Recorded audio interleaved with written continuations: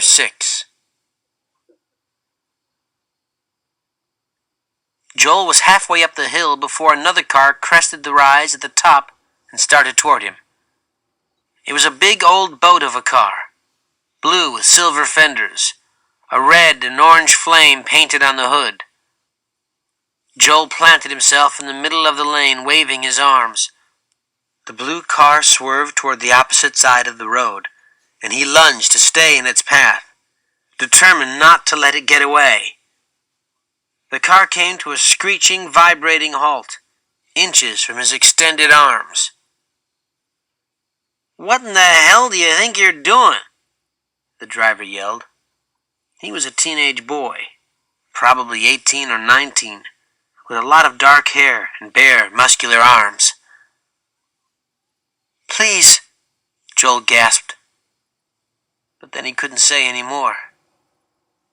He stood doubled over the car's hood, trying to catch his breath, trying to get the words past his throat. "Please," he repeated. "The kid looks sick," a blonde girl said.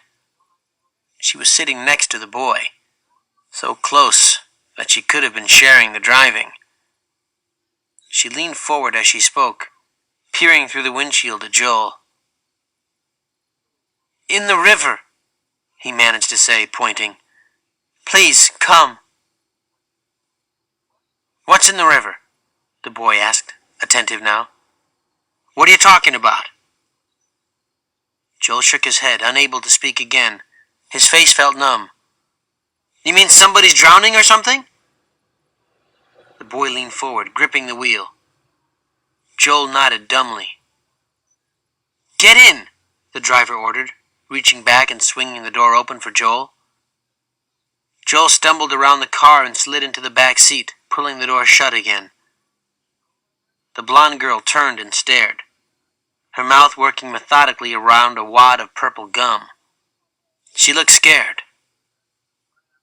The car started up with a screeching of tires, barreled down the road, and skidded to a stop on the gravel shoulder just before the bridge. "Who'd you say it is?" the boy demanded, already out of the car and jerking open Joel's door. "A friend of yours?" "Yeah," Joel said, finding a bit of voice as he climbed out of the car. "His name's Tony." "Where'd he go in?" "I'll show you," Joel said, and he headed for the riverbank at a stumbling run. The bigger boy ran beside him, the girl next to the boy, her hands fluttering in front of her like large moths. The sight of the river, the faint dead fish smell of it, made Joel's knees buckle when he got to the bank again. The boy grabbed his arm and held him up. "Here?" he asked, setting Joel back on his feet. "There's a place where it gets deep, right about there." Joel pointed in the direction of the spot where he thought Tony had gone down. The boy pulled off his shirt. "How'd he get in there anyway?" he asked. "We were swimming out to the sandbar, and when I looked back, he wasn't there. I tried to find him. I really did." Joel choked as he spoke, his chest heaving in something like a sob, but he wasn't crying. His eyes were perfectly dry, and though he was shaking, his insides were frozen into a dead calm. The boy had kicked off his shoes and his jeans. He stepped into the river, then paused, squinting at the muddy water. "This his clothes?" the girl asked, approaching with Tony's blue shirt cradled in her arms, as if she thought she had rescued Tony. "Yeah," Joel answered, resisting an impulse to tell her to keep her hands off Tony's things. The boy plunged into the water, skimming beneath the surface, humping up and diving more deeply still. "You be careful," the girl called toward the place where her boyfriend had disappeared. Joel and the girl stood side by side, waiting. Joel wondered for a moment if he should be back in the water looking too, but the memory of the current pulling at him, holding him down, turned his legs to lead. He couldn't move toward the river again. The boy was going to find Tony anyway. Joel was certain of it. The first time the boy surfaced, Joel called out excitedly, "Tony!" But the teenager's hands were empty, and Joel stifled a second, more forlorn cry. "The current probably took him that way," Joel called, pointing toward the bridge, and the boy nodded and ducked under again, swimming farther out this time, and emerging downriver 10 or 15 feet. He stayed with it, turning in every direction, diving again and again until his chest heaved and he staggered when he stood. His girlfriend paced down the bank, cracking her gum steadily. "Be careful! Be careful!" she said occasionally, more to the surrounding air than to her friend. "You won't find anything there," she called desperately when he swam almost to the middle of the river once. "He wouldn't have gone that far out." "But what if he did?" Joel demanded, and the girl didn't answer. She looked as though she were about to cry. Joel stood on the bank and called helpful directions, but finally, despite Joel's encouraging suggestion to try just a bit farther down, the boy began wading toward shore. His head was lowered, so the water sheeting off his hair wouldn't drip into his eyes. "You aren't quitting, are you?" Joel asked, the knowledge that he had quit already lying heavily in his gut. "Yeah," the boy gasped, picking up his shirt and wiping his face with it. "I'm quitting." "But you can't," Joel wailed. "You just can't." The boy shrugged. He spoke between deep, quavering breaths. "Look, do you know how long it takes somebody to drown?" Joel didn't answer. He hadn't thought about it. Besides, he didn't want to know. "About 5 minutes, I'd say." The boy bent over, resting his hands on his knees. "About 5 lousy minutes." More deep breaths. "Maybe even less." Joel turned away, walked along the bank a few feet, but the boy's voice followed him.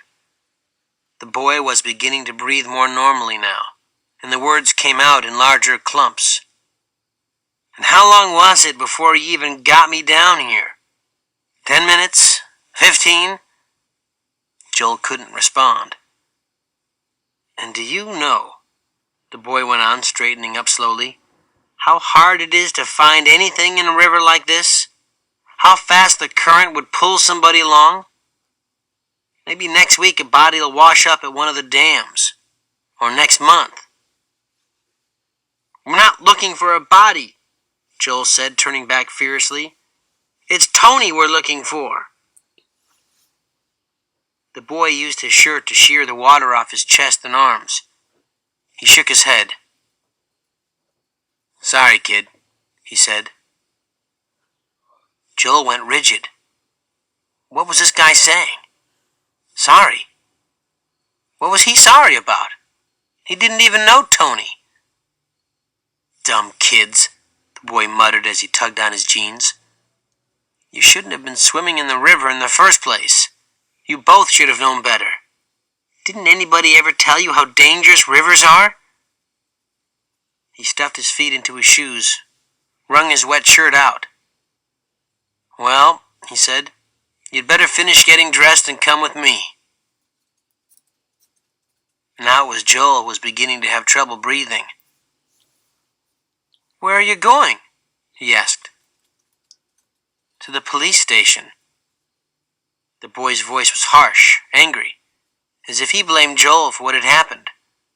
When somebody drowns, you've got to report it to the police. When somebody drowns. The words reverberated through Joel's skull like a scream. But he only repeated dully, "The police," and stared at his own feet. What would the police say? They would want to know what Joel and Tony had been doing in the river in the first place. They would want to know what Joel had done to lose his friend that way. Maybe he could call his dad at work first, before he went to the police station. His dad would be good at explaining things. His dad would... What would he do? "You're on your honor, Joel."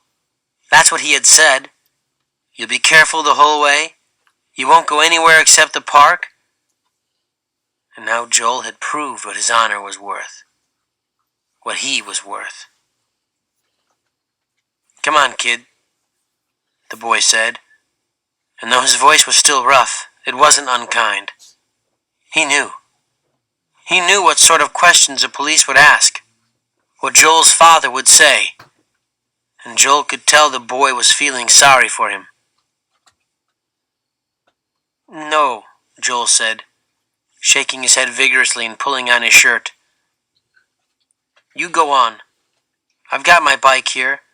I'll go report it to the police. No sense you getting involved." "He's right," the girl said. She held her chin up and spoke with authority, though there were tears running down her cheeks.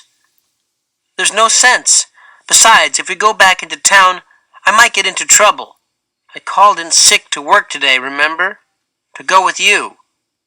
She placed an extended index finger in the middle of the boy's chest. "But it's got to be reported," the boy said stubbornly. "And the kid's parents have to be told too." At first Joel thought the boy was talking about his parents, about telling his father and mother. But then he realized the boy meant the Zabrinskys. Joel hadn't thought about Tony's parents up until now. For an instant, he imagined ringing the Zabrinskys' doorbell, and he saw Mrs. Zabrinsky, her face tired, her eyes already sad, coming to the door. When the door opened, though, it was Mr. Zabrinsky standing there, a heavy leather belt in his hand.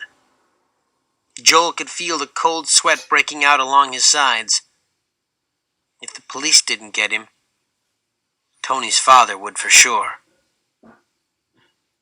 "I'll go to the police," he said. "I promise." Chapter 7.